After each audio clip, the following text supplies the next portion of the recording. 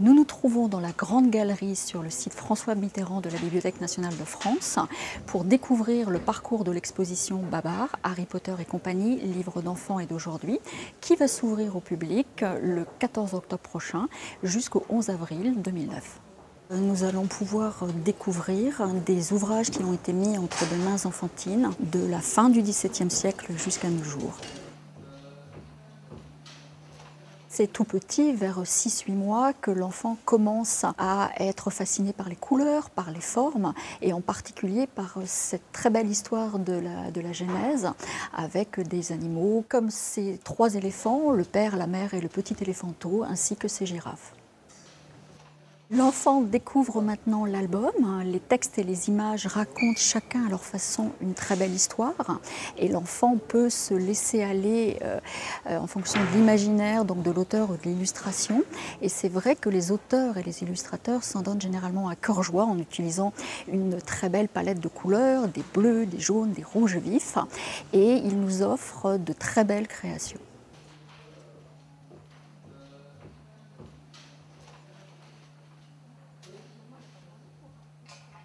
L'enfant grandit et il a à sa disposition des livres qui proviennent de la bibliothèque dite de papa et maman, c'est-à-dire des livres qui ont été spécifiquement adaptés pour lui, comme par exemple ce Don Quichotte qui est un très bel album édité par Hachette en 1929 avec de splendides illustrations de Félix Loriot.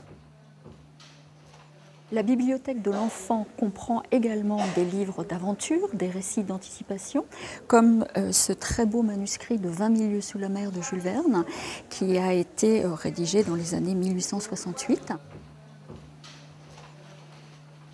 Vous pouvez découvrir avec cette très belle affiche donc, des voyages extraordinaires de Jules Verne, qui a été édité pour les étrennes de l'année 1889. Après la bibliothèque de papa et maman, les romans d'aventure, les romans d'anticipation, les enfants découvrent les plaisirs, les premiers frissons de détective en herbe avec effectivement quelques titres comme Le cheval sans tête ou Qui a tué Minou Bonbon. Après la découverte des récits palpitants sous forme de romans, l'enfant attend également avec beaucoup d'impatience son journal, toutes les semaines ou tous les mois, comme par exemple Pif. Adulte, il suffit parfois d'une image, d'une expression, d'un mot pour que aussitôt ressurgissent dans nos mémoires des plaisirs de nos lectures enfantines. Et nous avons souhaité, par cette farandole donc, qui s'élève tout au-dessus de nos têtes, illustrer la farandole des héros emblématiques de notre enfance. Alors il est évident que le premier des héros, Babar, ou encore Mishka, Alice, Fifi, Brin d'Acier ou Martine et tant d'autres, sont des souvenirs et des témoignages très forts de ce que nous avons pu aimer en tant qu'enfants et également de ce que les enfants aiment toujours à l'heure actuelle. Le livre pour enfants est un livre qui est là pour éveiller la curiosité, pour faire plaisir, pour apprendre des choses, pour rêver, pour oublier le quotidien, pour s'évader. Chaque individu, qu'il soit petit ou qu'il soit grand, est libre de se plonger, de s'y perdre et vraiment de partir à l'aventure.